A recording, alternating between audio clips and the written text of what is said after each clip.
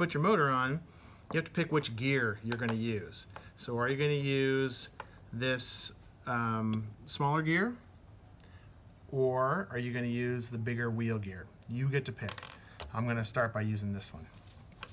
Now, one thing you have to be really careful of is every once in a while, the gears will be too big. The hole in here is too big. Notice how easy that was for me to get this thing on? That's a problem, because if the gear can spin while it's on the axle, that's not going to do anything for your car.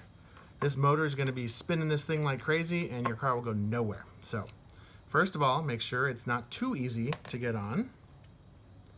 This one's going to be harder. Got to give it some push. Now it's got good grip on there, so I know it will turn my axle. Put the gear to one end, because you're going to put it on the car like this.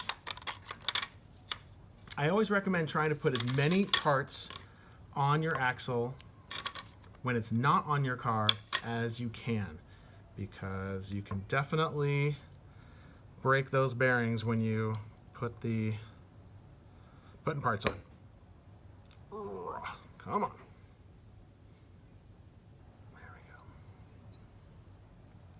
go. All right, so now I've got my gear and I've got my wheel on there. Perfect. That's what I want. Obviously, I can't put the other wheel on until I put it through the bearings. So it goes through.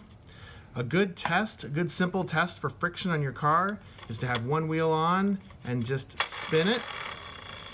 Nice and smooth. If it stops really quickly, that means you got a lot of friction in there. So this is a nice, quick little test. Then you're going to put your other wheel on. And what I do is I support the axle down there on the table. Put the other wheel on, and I'm trying to push straight down.